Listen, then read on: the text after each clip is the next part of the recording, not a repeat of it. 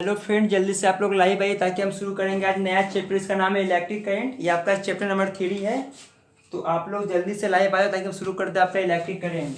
ठीक है, तो आज हम लोग क्या पढ़ेंगे? इलेक्ट्रिक करंट पढ़ेंगे। ठीक है, तो आप लोग जल्दी से लाइव आ जाओ। चलो आगे कुछ बच्चे तो शुरू करते हैं आपका चैप्टर इलेक्ट्रिक करंट। ठीक है, और आपका ये नोट्स टेलीग्राम ग्रुप में प्रोवाइड हो जाएगा क्लास खत्म होते मतलब आज शाम या कल सुबह तक। आपका आपके ग्रुप में फिजिक्स के ग्रुप में आपका ये करेंट का पूरा मिल जाएगा आपका पीडीएफ। ठीक है, तो आप उसका चिंता मत करना। चलो बोर्ड पे आते हैं। देखो आज हम लोग पढ़ेंगे इलेक्ट्रिक करेंट। ठीक है, क्या पढ़ेंगे? Electric current.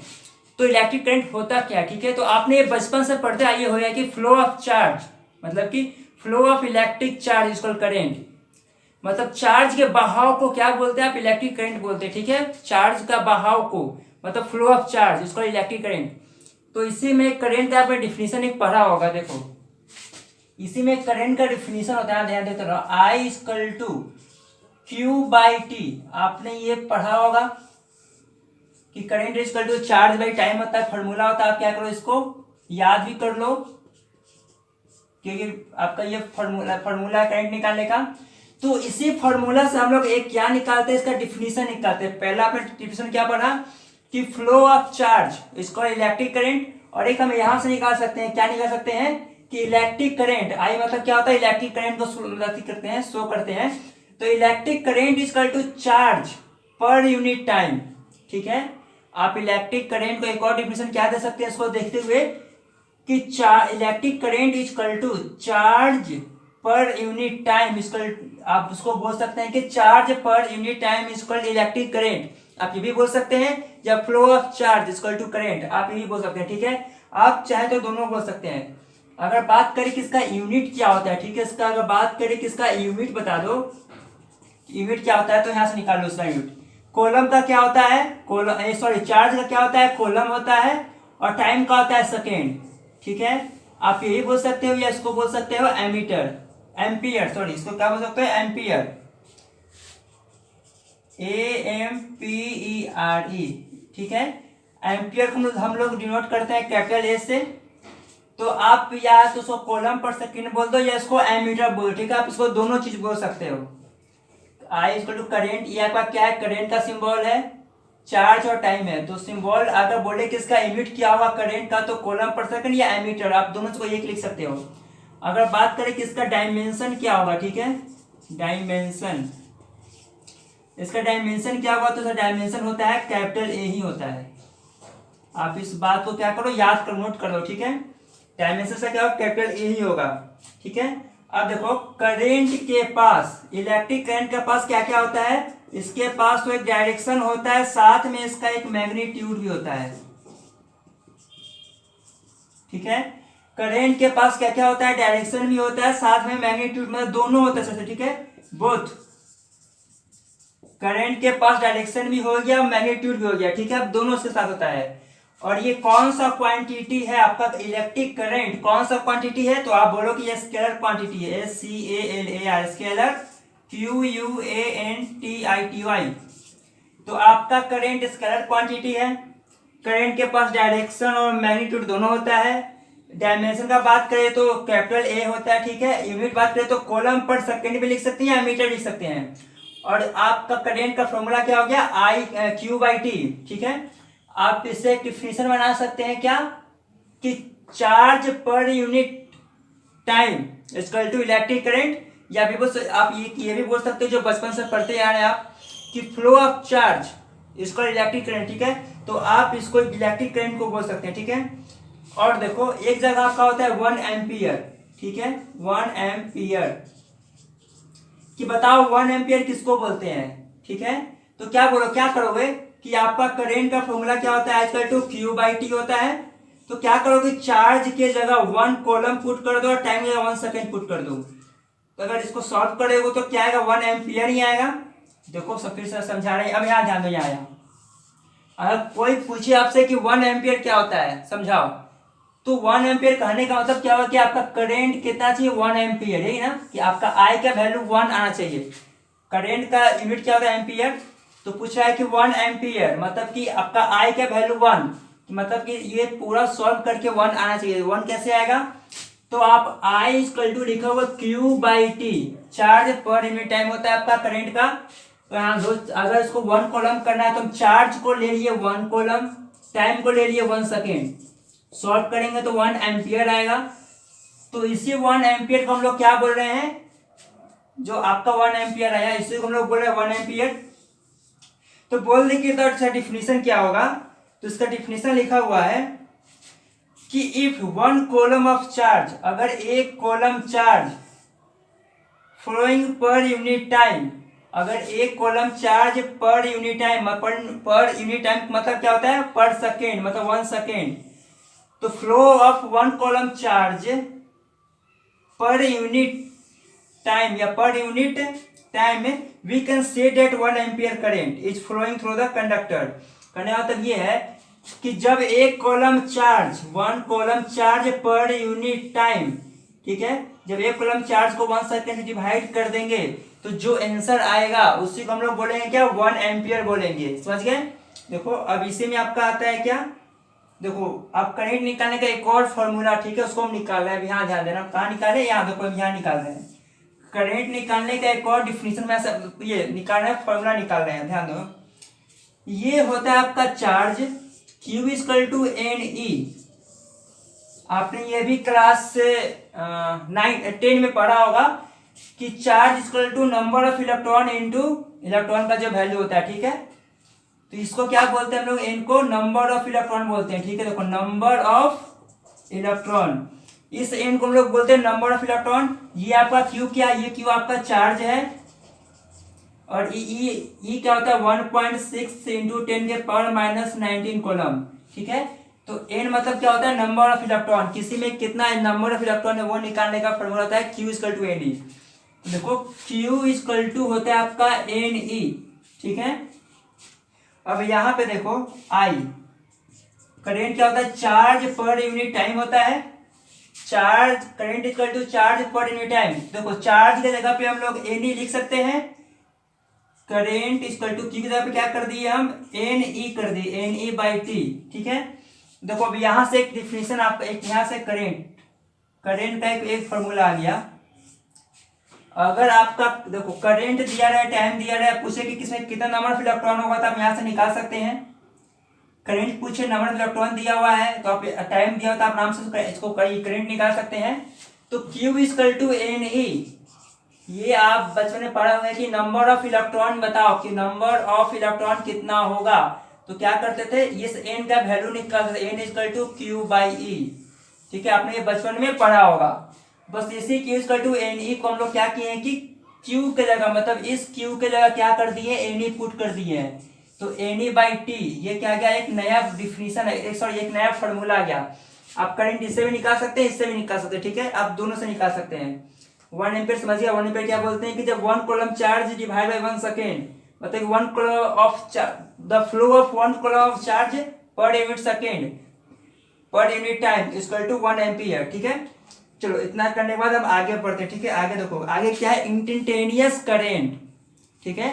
इंस्टेंटेनियस करंट बोल रहा है, मतलब कि जैसे किसी, इसमें क्या होता है कि आपका करंट फ्लो कर रहा है, ठीक है, किसी कंडक्टर में करंट फ्लो कर रहा है। आप बोल दिए, बताओ कि 10 सेकंड पे इसका करंट कितना होगा, अचानक बोल दिए, या करंट फ्लो कर, आप बोल रहे हैं कि 1 सेकंड में कितना करंट फ्लो कर गया, ठीक है, किसी टाइम पे। आप किसी भी टाइम पे पूछ दे रहे हैं तो इसको हम लोग क्या बोलते हैं, इंस्टेंटेनियस बोलते हैं, ठीक है। जैसे कि आपने बोल दिया 0.1 सेकंड पे कितना करंट हो गया, ठीक है।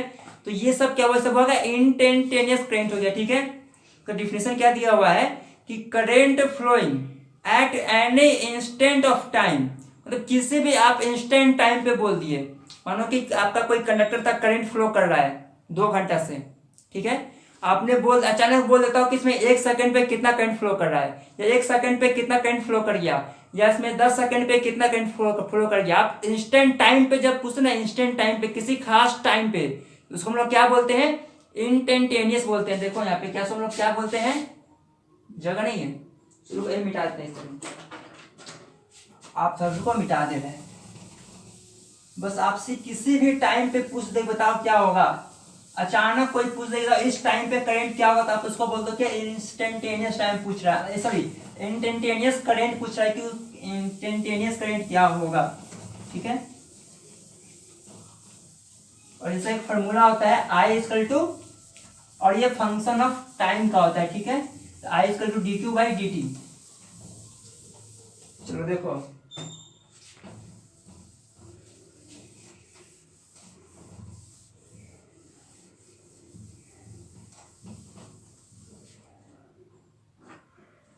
चलो देखो यहाँ पे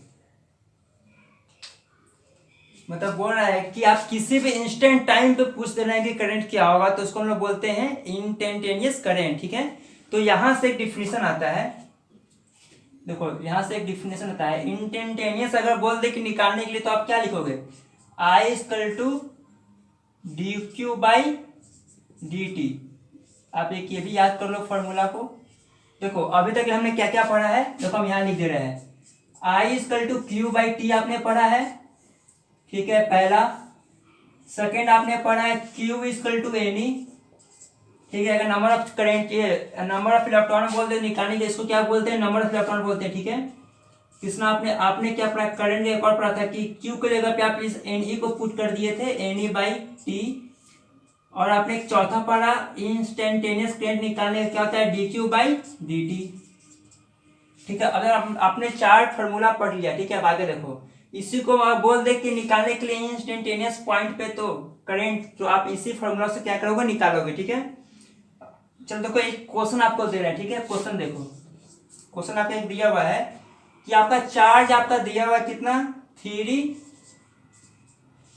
का square plus t plus 4 at time, time आपका दिया हुआ है at time equal to 1 second, ठीक है। 1 सेकेंड पे इतना चार्ज दिया हुआ है, ठीक है। तो बताओ कि इसका चार्ज कितना होगा, ठीक है। चार्ज बताना है, सेकेंड में आपका बताना है इसमें कितना होगा करेंट, और आपका तीसरा बताना, जल्दी से आप इसको आंसर दो, हम देखते हैं, ठीक है। और साथ में आपका बताना है इसमें इंस्टेंटेनियस करंट कितना होगा, ठीक है। चलो आप लोग जल्दी से इसका आंसर दो।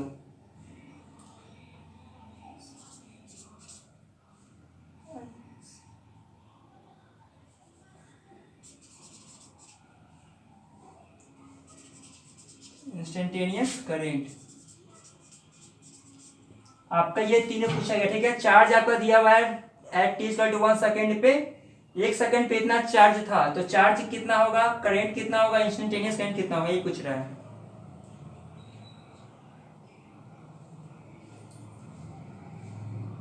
बताओ कि 1 सेकेंड पे चार्ज, करंट और इंस्टेंटेनियस करंट कितना होगा, जल्दी से बताओ, ठीक है। 1 मिनट का समय दे रहे हैं, आप लोग जल्दी से कमेंट करके बताओ, जल्दी से। फिर हम नहीं तो उसको हम ऐसे सॉल्व करके तो बताएंगे, अगर नहीं बनेगा तो।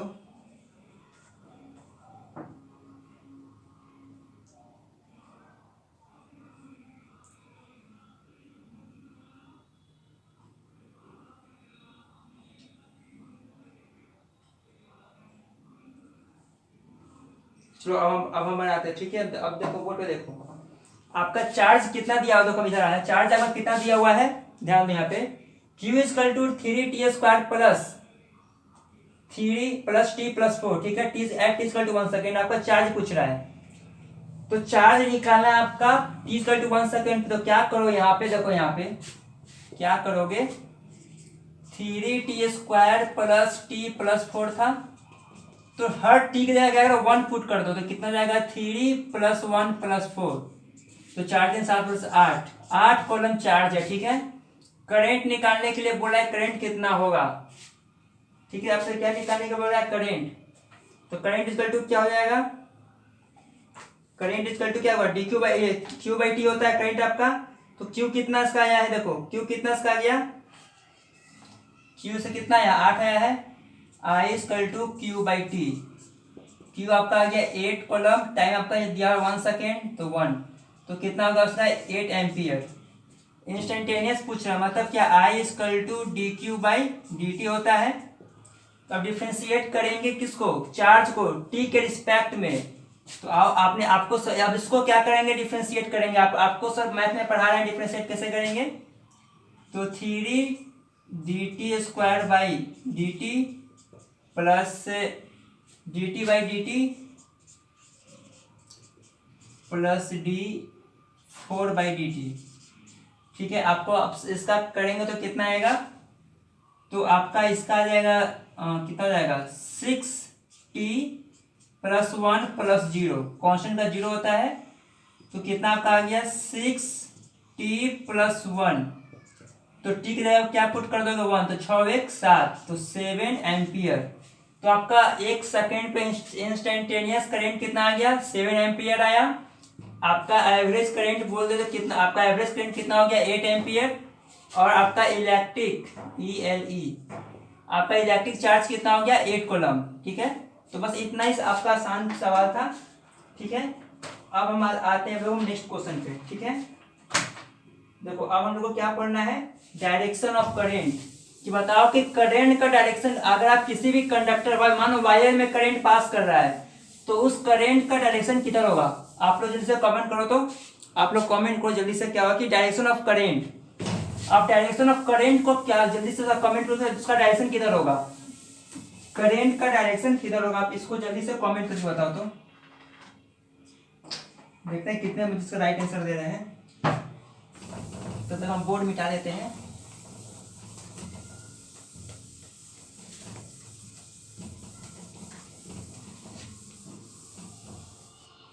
तो आप लोग जल्दी से आंसर दो, डायरेक्शन ऑफ करंट, किसके डायरेक्शन में आपका करंट फ्लो करता है।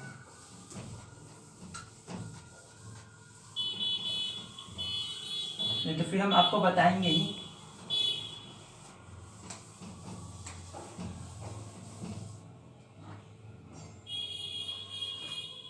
मार्कर कहाँ गया आपका, देखो अब यहाँ पे, अब डायरेक्शन होता है। ठीक है, मान लो कि आपका देखो ये और ये, मान लो कि आपका एक वायर है।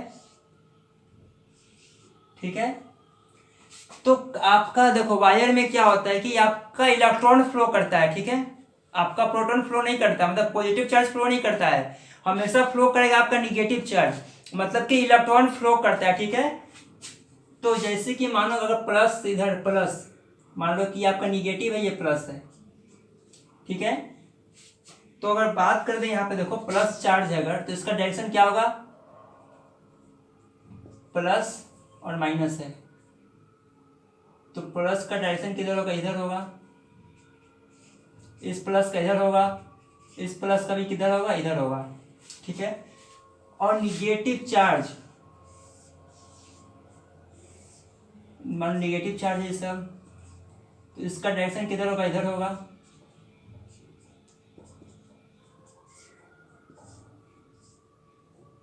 ठीक है, देखो करंट का डायरेक्शन क्या होता है, करंट का डायरेक्शन आपका पॉजिटिव चार्ज की तरफ होता है। ये आपका डायरेक्शन हो गया किसका, करंट का।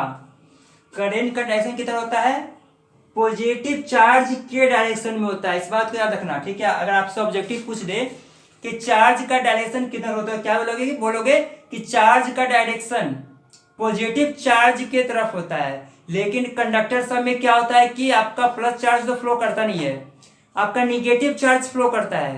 तो आपको अगर आंसर देना होगा तो निगेटिव चार्ज मतलब इलेक्ट्रॉन के टर्म्स में देना होगा, तो कैसे दीजिएगा, देखो आपका इलेक्ट्रॉन तो इधर फ्लो कर रहा है, तो मतलब अगर आपका इलेक्ट्रॉन इधर फ्लो कर रहा है तो प्लस चार्ज आपका इधर ही जा रहा होगा, इस डायरेक्शन में जा रहा होगा आपका प्लस चार्ज।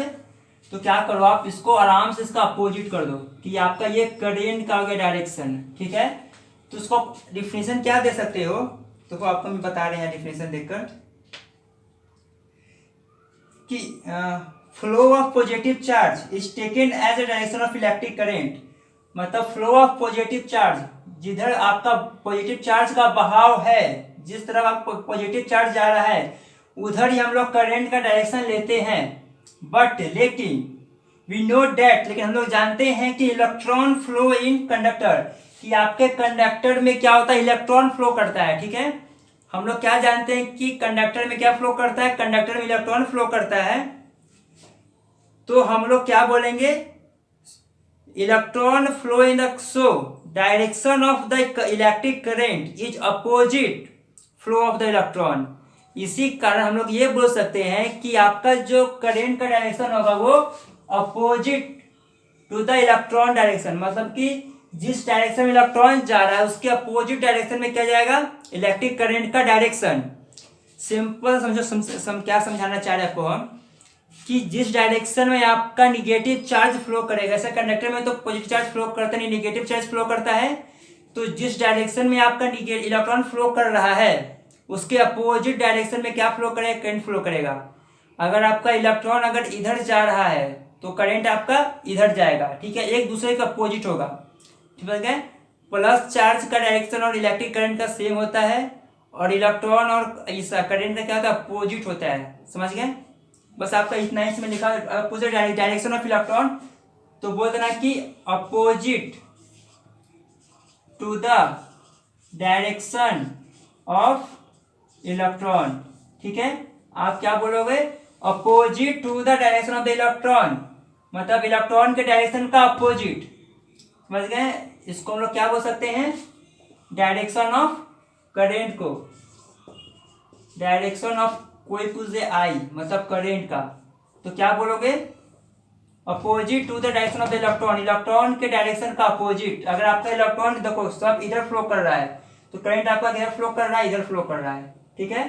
प्लस चार्ज आपका इधर फ्लो कर रहा था, आपका करंट इधर फ्लो कर रहा था, लेकिन कंडक्टर में प्लस चार्ज नहीं बल्कि निगेटिव चार्ज फ्लो करता है, तो निगेटिव चार्ज के टर्म में देंगे तो क्या बोलेंगे, flow of opposite to the direction of electron, कि जिस डायरेक्शन में आपका इलेक्ट्रॉन फ्लो कर रहा है उसे क्या होगा, opposite to the flow direction of the electron. हाँ सही बात है, चलो। जिस डायरेक्शन में आपका इलेक्ट्रॉन फ्लो करेगा उसके अपोजिट में क्या फ्लो करेगा, करंट फ्लो करेगा, ठीक है। देखो अब आगे आप लोग क्या पढ़ना है, देखो अब आपको पढ़ना है कि when the electron revolving in the circular path, circular path में अगर कोई आपका इलेक्ट्रॉन फ्लो घूम रहा है, मान लो कि आपका सर्कल है, ठीक है, इसका रेडियस मान लो r दिया हुआ है, तो बोल रहा है कि अगर इसमें करंट रिवॉल्व करेगा घूमेगा तो कितना करंट होगा ये निकालना है। तो देखो किसी भी सर्कल में करंट फ्लो कर रहा है, ठीक है, मान लो कि हाँ ये आपका इलेक्ट्रॉन है, ये आपका इधर फ्लो कर रहा है, ठीक है, आपका इलेक्ट्रॉन इधर जा रहा है, आपका डायरेक्शन क्या है, इधर ऐसे जा रहा है आपका इलेक्ट्रॉन, ठीक है, आपका इलेक्ट्रॉन रिवॉल्व कर रहा है, तो इसमें कितना करंट जाएगा ये कैसे निकालेंगे, देखो यहाँ पे T इक्वल टू क्या होता है, 11 में पढ़ेंगे, 11 क्लास में फ्रीक्वेंसी आती में SHM में T equal to 2 pi by omega होता है।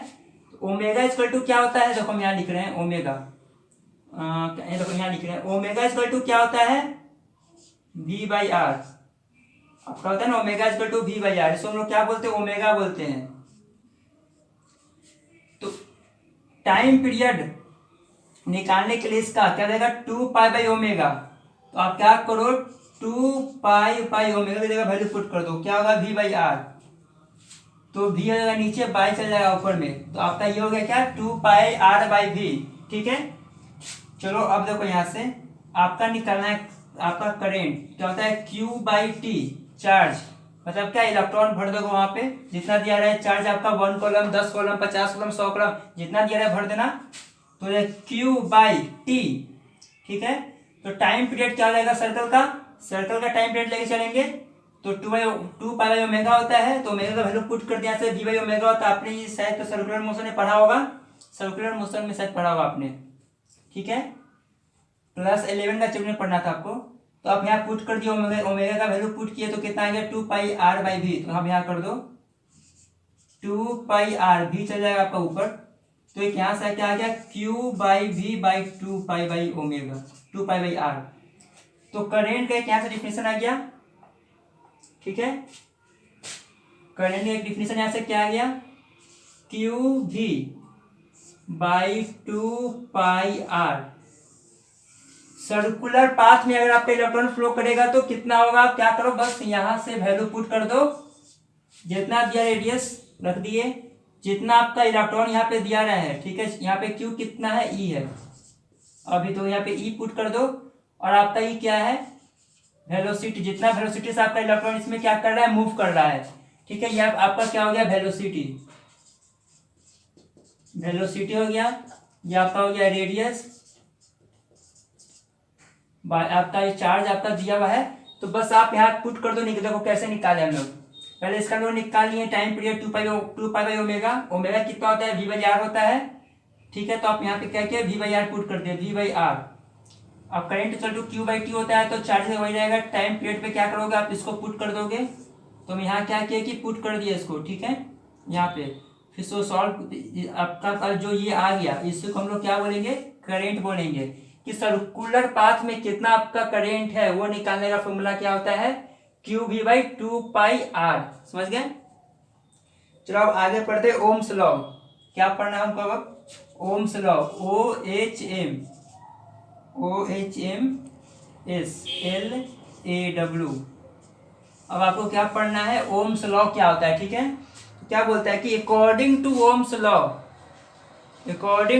Law at constant temperature and constant physical condition, मतलब बोल रहा है कि कांस्टेंट, यहाँ देखो, अब यहाँ देखो, यहाँ कांस्टेंट टेम्परेचर, ओम्स लॉ क्या बोलता है आपका, कि ओम्स लॉ आपका बोलता है कि at a constant temperature and constant physical condition, मतलब कि at constant temperature and physical condition, constant temperature और फिजिकल कंडीशन पर potential difference directly proportional to the current. आपका यही बोलता है ओम्स लॉ। आपका ओम्स लॉ क्या बोलता है कि at constant temperature and constant physical condition, constant temperature और कांस्टेंट फिजिकल टेम्परेचर पर आपका पोटेंशियल डिफरेंस, मतलब भी directly proportional to the current. बस आपके इतना ही आपका ओम्स लॉ बोलता है। कहने का मतलब क्या हुआ कि आपका टेम्परेचर फिक्स होना चाहिए, ठीक है। टेम्परेचर आपका फिक्स, अगर आप 50 डिग्री सेल्सियस पे अगर काम कर रहे हैं तो आप 50 डिग्री पे ही काम करो, ठीक है। आप जितना टेम्परेचर लिए हो आप उतने लेके चलो। इसका फिजिकल कंडीशन भी सेम, आप पे कहाँ पे हो। अगर आप पे जैसे कि मान लो कि आप अगर रूम में हो तो आप सारा काम रूम में करो, ठीक है। मतलब कांस्टेंट होना चाहिए, सब कुछ फिक्स, जो था सो रहे, चेंज ना हो। उसको हम लोग क्या बोले, उसके बाद फिर आपका potential difference directly proportional to the current, इसको हम लोग क्या बोलते हैं, ओम्स लॉ बोलते हैं। बस इतने को ओम्स लॉ बोलते हैं, ठीक है। तो यहाँ से आपका V directly proportional to I आ गया, मतलब कि अगर आप वोल्टेज बढ़ाओगे तो करंट बढ़ेगा। ये तो बस सही बात है। आप देखना कि अगर आप एक LED बल्ब में अगर आप एक पेंसिल बैटरी लगा रहे हैं, ठीक है, तो कुछ आपका ये आपका कुछ रोशनी देगा। अगर एक पेंसिल बैटरी जगह अगर आप 2 लगा दे रहे हैं तो कुछ ज़्यादा ब्राइट देता है। आप उसके जगह पे 3 लगा दिए, कुछ और ज़्यादा ब्राइट दिया। अब 3 जगह 4 लगा दिए, बस बॉल आपका क्या फ्यूज कर गया। कि फ्यूज क्यों किया, क्योंकि आपने हद से ज़्यादा आप क्या किया, वोल्टेज दिए, तो बस वो कैपेसिटी था नहीं कि उतना सहन कर सके, फ्यूज हो गया। तो जितना ज़्यादा आप वोल्टेज दे रहे हैं उतना ज़्यादा करंट डेवलप हो रहा है, ठीक है। तो बस यही है कि आपका एट कांस्टेंट टेम्परेचर और फिजिकल कंडीशन पे, ठीक है, दोनों कांस्टेंट, ये और ये दोनों कांस्टेंट होना चाहिए। आपका potential difference directly proportional to the current होता है, ठीक है। अगर आप वोल्टेज को बढ़ाओगे तो करंट बढ़ेगा, अगर आप वोल्टेज को घटाओगे तो करंट घटेगा, ठीक है, एक दूसरे को। तो अब इस प्रोपोर्शनल को हटाने के लिए हम लोग क्या यूज करते हैं, कांस्टेंट को लाते हैं, ठीक है। इक्वल टू दिए, अब इसको जगह पे हम लोग क्या यूज किए, कांस्टेंट को क्या नाम दिए, आर दिए। ये आई आपका रह गया, ठीक है। तो ये आर जो है यह क्या है, कांस्टेंट है। आप इसको कांस्टेंट बोलो चाहे रेजिस्टेंस बोलो, जो इस प्रोपोर्शनल के बदले में आया है। तो आप इसी को ना बोलते हैं कि V equal to I R, voltage potential difference निकालने का फॉर्मूला क्या होता है, I करंट इनटू रेजिस्टेंस। ये जो आप कांस्टेंट है आप इसको क्या बोलते हैं, रेजिस्टेंस ही बोलते हैं। कांस्टेंट आप कांस्टेंट था इसको रेजिस्टेंस बोलते हैं हम लोग, ठीक है। तो यही R निकालने के लिए हम लोग ओम्स लॉ का प्रयोग करते हैं, ठीक है।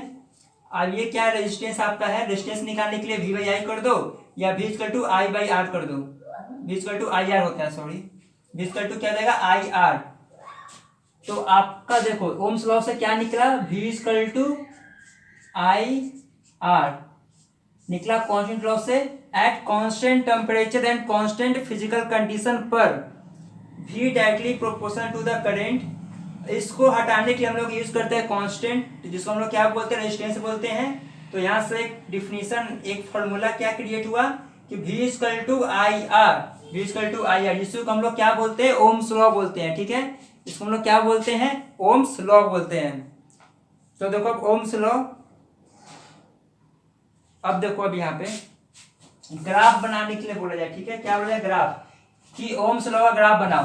किसका ग्राफ बनाना है, ओम्स लॉ का ग्राफ बनाना है। ठीक है, बस ध्यान देते रहो ओम्स लॉ का ग्राफ कैसे बनेगा। ओम्स लॉ का डिफिनीशन क्या बोलता है कि at physical, at constant temperature and constant physical condition, आपका V directly proportional, V directly proportional to the current, ये आपका बोलता है ओम्स लॉ। ठीक है, चलो ध्यान देना यहाँ पे, ये आपका क्या हो गया, I हो गया, ये आपका V हो गया। ठीक है, V और I हो गया। बारिश होने मस्किटो ज्यादा हो गया घर के अंदर। देखो V और I हो गया आपका। तो अब यहाँ पे क्या बोल रहा है कि इसका जो ग्राफ बनेगा वो ग्राफ कैसे बनेगा, कांस्टेंट बनेगा, मतलब लीनियर बनेगा। ठीक है, अगर आपका ये देखो यहाँ पे क्या हुआ, आपका V बढ़ रहा है तो I बढ़ रहा है।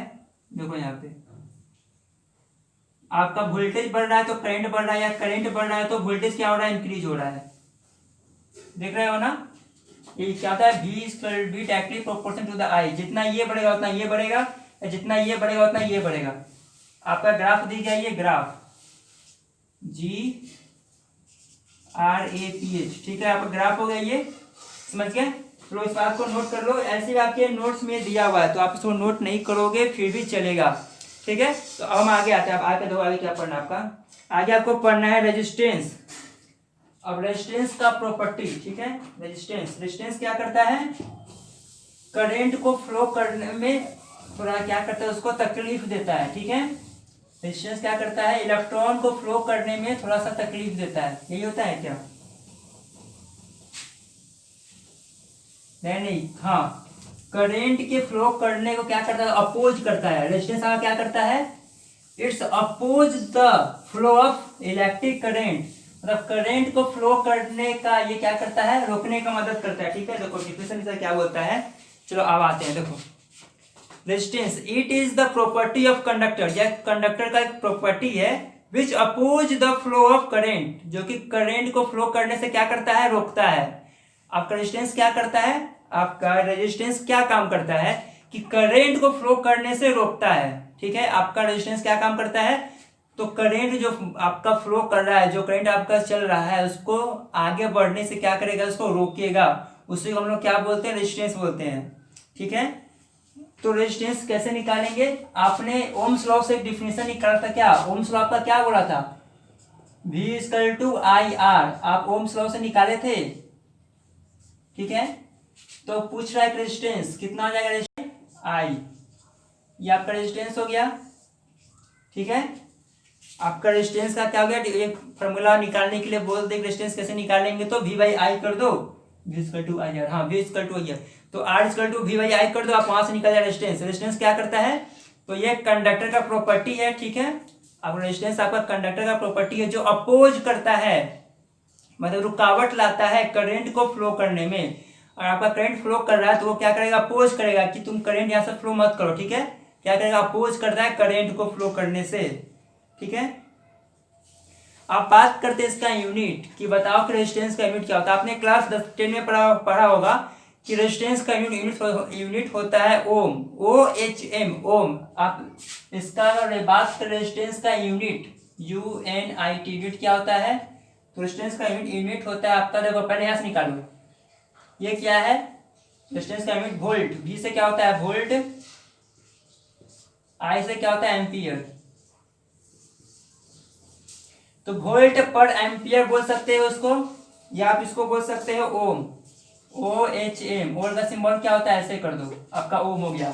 तो अगर बोल दे कि बताओ यूनिट क्या होगा रेजिस्टेंस का, तो क्या बोलोगे, volt by ampere, volt by ampere बोल दो, वोल्ट पर एम्पियर बोल दो, या इसको ओम, OHM सिंबल आपका ये होता है। ठीक है, आप इसका दोनों बोल सकते हो। साथ में इसका बात करें, इसका डायमेंशन, देखो डायमेंशन आप याद रखो,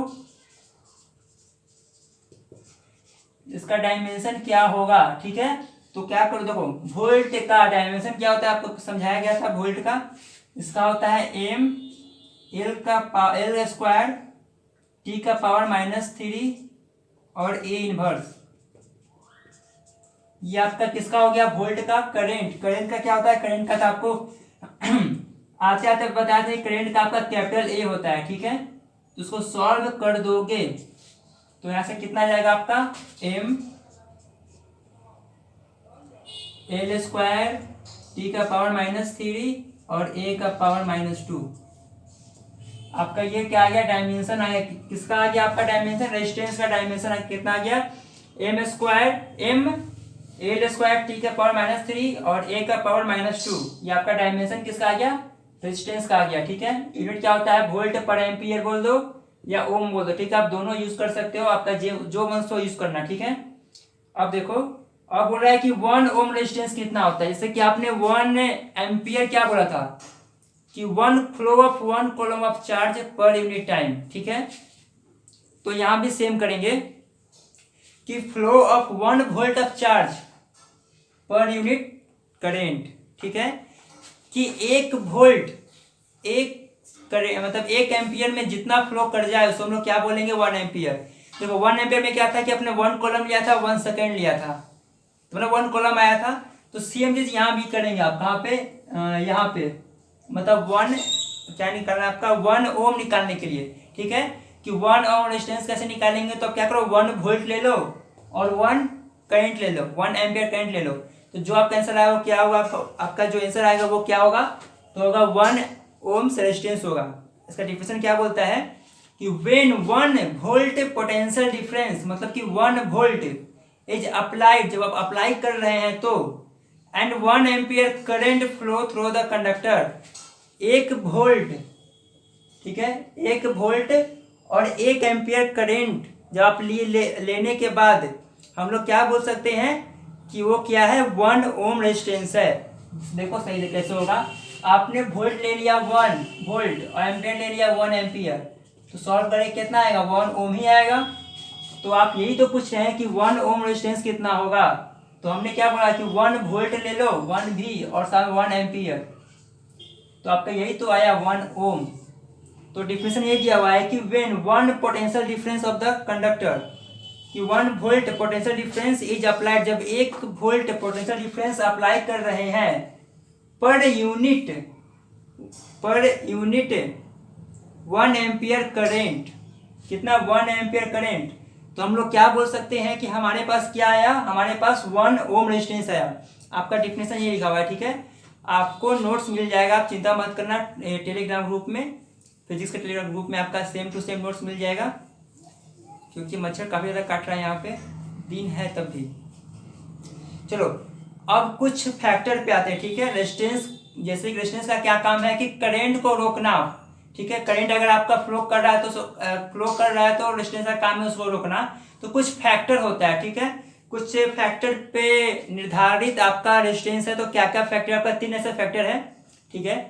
देखो अब यहाँ लिख रहे हैं, पहला क्या है, पहला resistance directly proportional to the length, पहला आपका ये है। अगर आपका लेंथ बढ़ेगा तो आपका रेजिस्टेंस क्या होगा, इंक्रीज करेगा, ठीक है। अगर आपका लेंथ बढ़ेगा तो डायरेक्शन आपका, सॉरी, आपका लेंथ इंक्रीज कर रहा है तो रेजिस्टेंस आपका क्या करेगा, इंक्रीज करेगा। पहला था ये। सेकेंड आपका क्या था, R inversely proportional to the area, ये आपका सेकेंड है। अगर आप एरिया को बढ़ा रहे हैं तो रेजिस्टेंस आपका क्या होगा, कम लगेगा। देखो अगर आप, पहले था कि अगर आपने 1 मीटर का वायर लिया था तो वो उसमें रेजिस्टेंस था कुछ, ठीक है।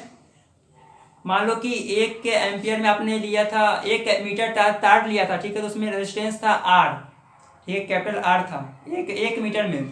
आपने वायर को कर दिया 10 मीटर, क्या किया, वायर को बढ़ा दिए, तो आपका रेजिस्टेंस क्या होगा, वो भी बढ़ जाएगा, ठीक है।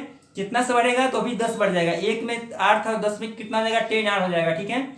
लेकिन आपने क्या किया कि 1 ओम 1 मीटर का तार था, आपका रेजिस्टेंस आर ही उतना ही था, लेकिन आपने क्या किया कि लेंथ नहीं बढ़ाने के बदले आपने उसका एरिया बढ़ा दिया। तो एरिया बढ़ाया तो क्या होगा, रेजिस्टेंस पहले आर था, तो आपने जैसे इसका एरिया बढ़ाया तो रेजिस्टेंस आर से थोड़ा कम हो जाएगा। कितना कम होगा, जितना वो निकालना पड़ेगा कितना कम हुआ, कुछ ना कुछ क्या हुआ, कम हो जाएगा। आर था तो आर में से कुछ माइनस हो जाएगा, ठीक है।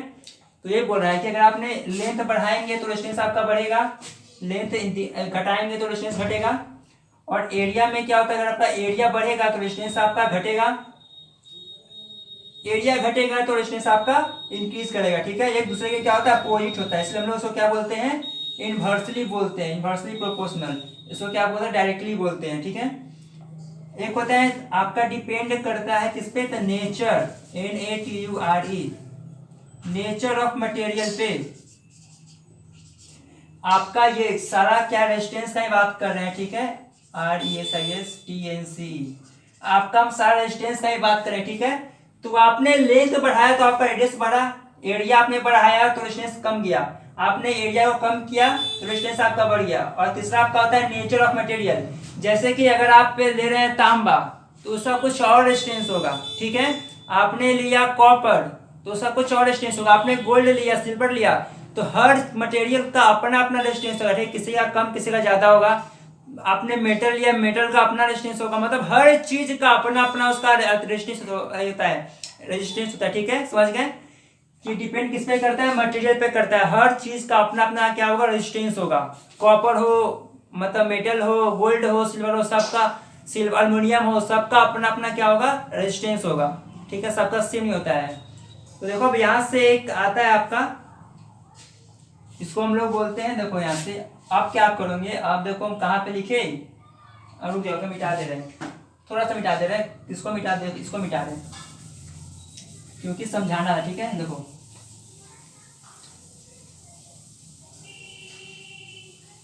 चलो इसको भी मिटा ही देते हैं, V=IR को मिटा देते हैं, ठीक है। देखो अब यहाँ से निकाल रहे हैं कुछ,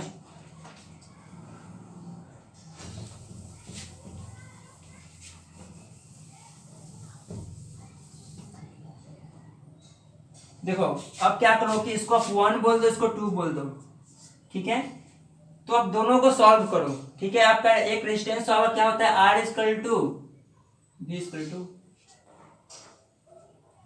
आपका V=IR होता है, तो R क्या जाएगा, V/R। आपका एक रेजिस्टेंस का एक होता है, फॉर्मूला होता है क्या, V/R होता है, ठीक है। अब देखो अब क्या करो कि आप इस दोनों को सॉल्व करो, तो क्या जाएगा, R ये रहेगा, साथ में क्या जाएगा, L/A हो जाएगा, होगा ना, L/A। तो इस प्रोपोर्शनल को हटाने के लिए हम लोग एक कांस्टेंट यूज करते हैं, ठीक है, जिसको हम लोग बोलते हैं, ये रो हो गया आपका L/A। देखो आपका रेजिस्टेंस है, लेंथ, एरिया है, और ये जो कांस्टेंट है यूज किए हैं प्रोपोर्शनल, इस प्रोपोर्शनल के बदले में इसको हम लोग क्या बोलते हैं, इसको हम लोग बोलते हैं रेजिस्टिविटी, RESISTIVITY, रेजिस्टिविटी बोलते हैं। या वह क्या, रेजिस्टेंस है, RESTENS, रेजिस्टेंस है।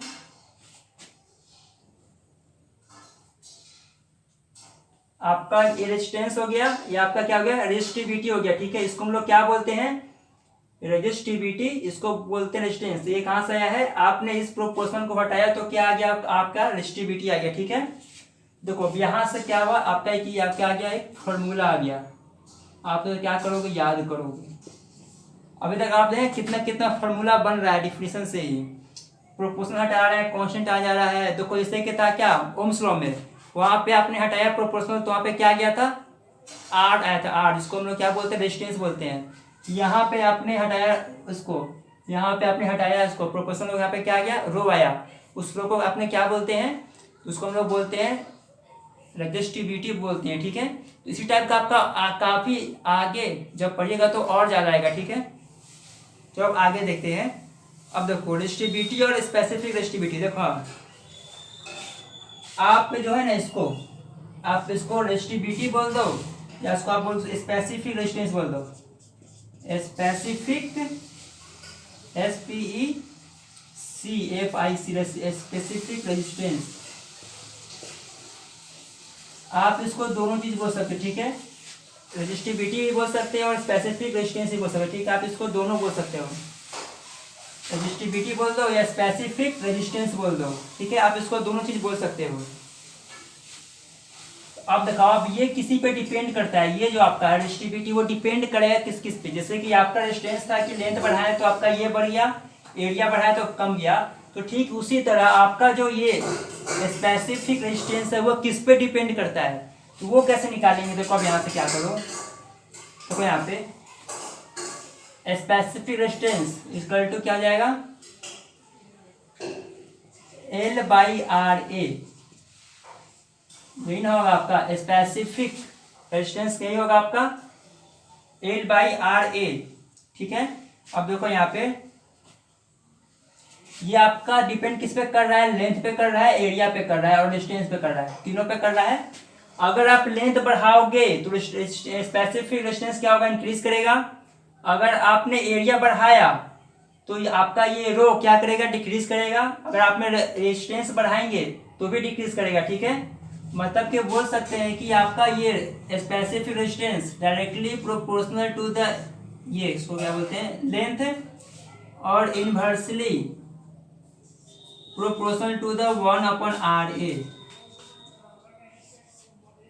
ठीक है, आप इसको बोल सकते हो, आपने लेंथ बढ़ाएगा आपका स्पेसिफिक बढ़ेगा, आपने एरिया बढ़ाओ चाहे ये बढ़ाओ, आपका ये क्या करेगा, डिक्रीज करेगा। ये बढ़ेगा डिक्रीज करेगा, इसका अपोजिट होता है। ठीक है, अगर आप एक साइड बढ़ा रहे हैं तो एक साइड क्या होगा, डिक्रीज करेगा। इसलिए हम इसको बोलते हैं क्या, इनवर्सली प्रोपोर्शनल बोलते हैं। ठीक है, इसका देखो डिफिनेशन क्या बोलता है, स्पेसिफिक रेजिस्टेंस का डिफिनेशन क्या बोलता है कि रेजिस्टिविटी इज डिफाइंड एज, आपका ये resistivity defined as resistivity is defined in term of resistance if length of wire and area cross section become the unity। ठीक है, आपका ये क्या हो गया, डिफिनेशन आपका हो गया। ठीक है, आप देखो अब बोल दिए बताओ इसका यूनिट क्या होगा, इसका यूनिट स्पेसिफिक रेजिस्टेंस का यूनिट या रेजिस्टिविटी का यूनिट क्या होगा। तो देखो क्या होता है इसका R/,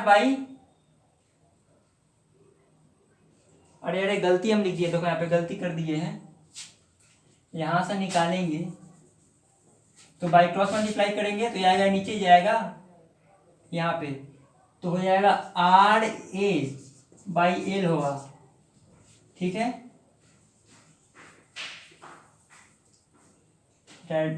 आपका rho directly proportional to the RA और inversely proportional to the L, आपका ये होगा। ठीक, आप देखो आपने लेंथ बढ़ाएगा तो क्या होगा, आपका रेजिस्टिविटी डिक्रीज करेगा। आप एरिया चाहे रेजिस्टेंस बढ़ाओ तो क्या करेगा, इंक्रीज करेगा। मैं यहाँ पे देखे नहीं थे, सॉरी। तो आपका ये होगा रेजिस्टिविटी इक्वल टू क्या जाएगा, RA/L होगा। ठीक है, स्पेसिफिक रेजिस्टेंस क्या होगा, RA/L होगा। मैं यहाँ से गलती निकाल लिए थे, अब यहाँ से गलती निकाल लिए थे इसलिए गलती हो गया था। तो स्पेसिफिक रेजिस्टेंस आपका कितना हो गया, RA/L आ गया। ठीक है, देखिए यहाँ से, अब देखो यहाँ से बोलते हैं इसका यूनिट क्या होगा, बताओ किसका यूनिट क्या होगा।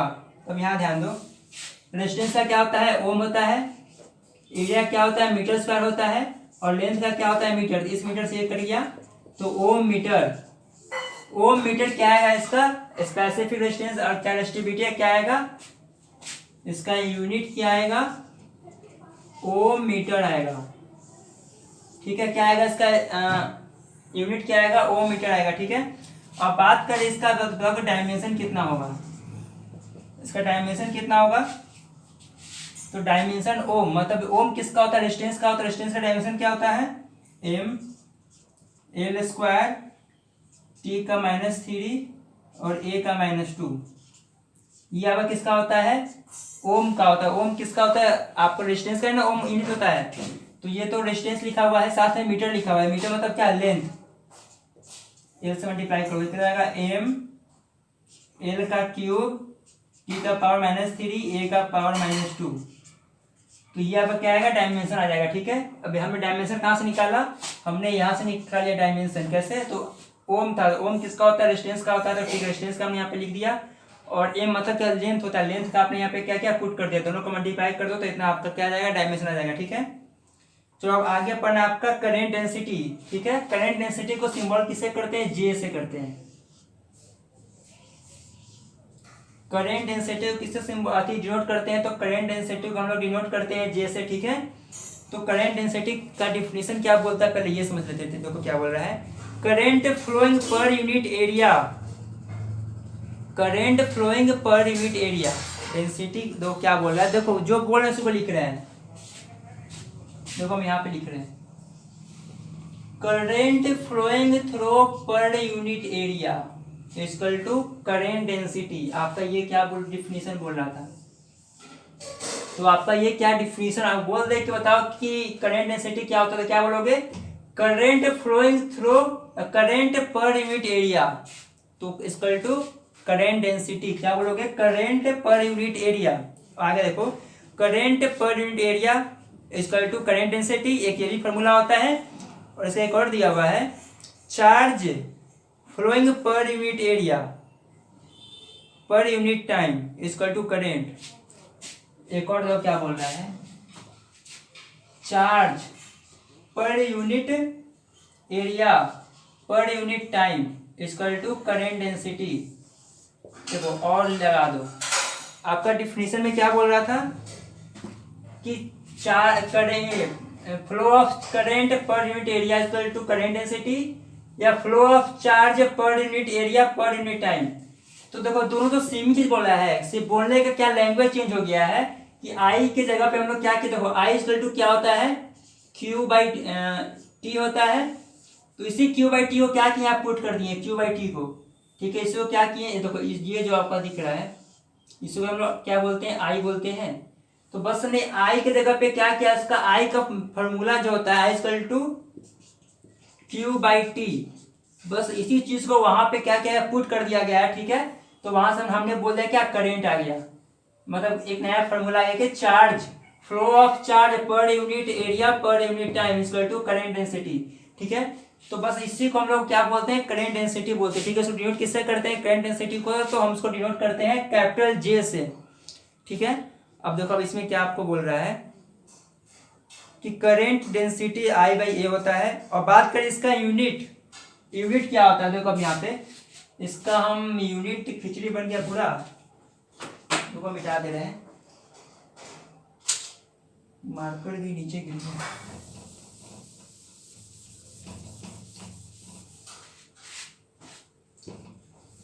देखो अब इसका बात कर रहे हैं इसका यूनिट का, ठीक है। तो देखो यूनिट कैसे निकालेंगे, आप लोग इसका यूनिट बता सकते हो। ऊपर से काफी मच्छर भी काट रहा है। देखो हमको लिखना है कि बताओ इसका यूनिट क्या होगा करेंट डेंसिटी का, ठीक है। इसका यूनिट क्या होगा, तो देखो यहाँ पे क्या है आई का यूनिट क्या होता है एम्पियर होता है, और एरिया क्या होता है मीटर स्क्वायर, ठीक है। तो उसको हम लोग बोल सकते हैं कि एम्पियर पर मीटर स्क्वायर, इसका यूनिट क्या होगा एम्पियर पर मीटर स्क्वायर बोल सकते हैं ना इसको। आई का एम्पियर, एरिया क्या होता है मीटर का स्क्वायर, तो एम्पियर पर मीटर स्क्वायर, इसका हम लोग क्या बोल सकते हैं इसको, इसका डिफिनीशन बोल सकते हैं, सॉरी इसका यूनिट बोल सकते हैं कि एम्पियर पर मीटर स्क्वायर, ठीक है। अब आगे हम लोग को बस आपका इतना ही पढ़ना था करेंट डेंसिटी में, आपके नोट्स में इतना ही लिखा हुआ है, ठीक है।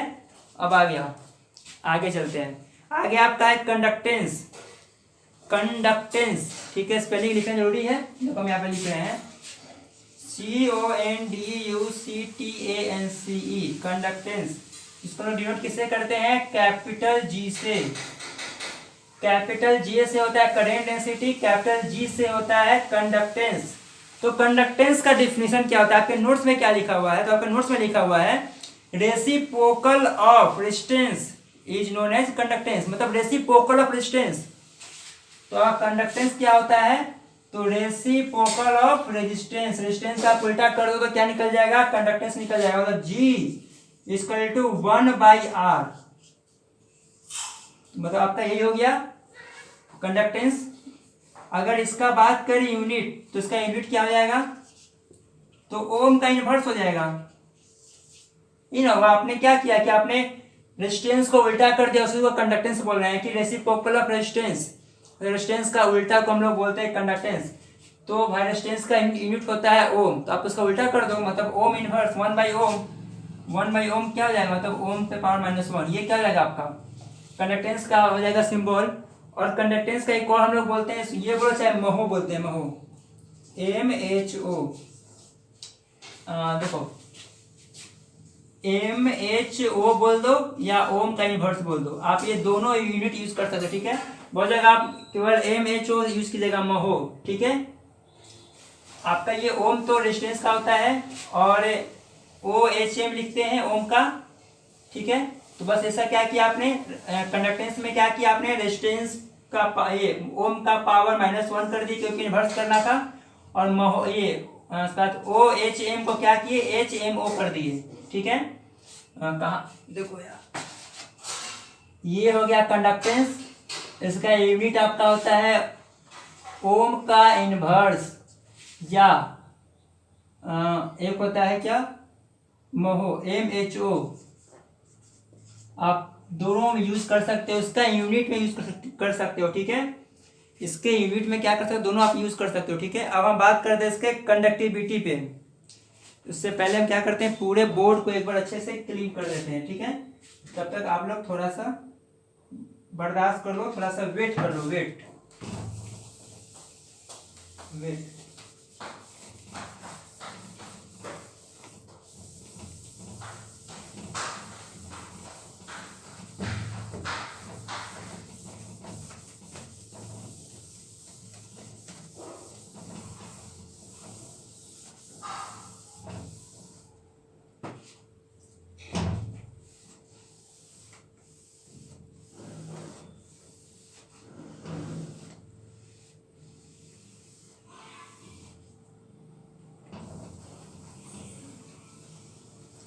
काफी ज्यादा मच्छर भी काट रहा है यहाँ, पता नहीं घर के बाहर बाढ़ लगा हुआ है, पूरा पानी पानी है।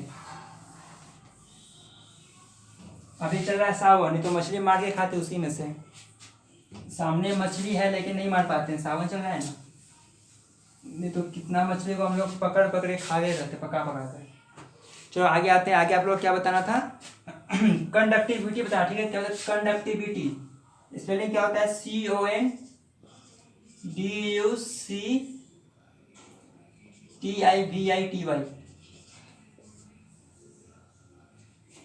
कंडक्टिविटी क्या होता है, देखो इसका डिफिनेशन क्या बोला है कंडक्टिविटी का। अपने कंडक्टेंस का पढ़ा क्या, reciprocal of resistance equal to conductance, capital G बोलते थे, ठीक है। तो सबने क्या किया, रेजिस्टेंस का उल्टा कर दिया, अपोजिट कर, ये रेसिप्रोकल कर दिया, उसका यूनिट हो गया ओम इनवर्स कर दिए, महो कर दिए।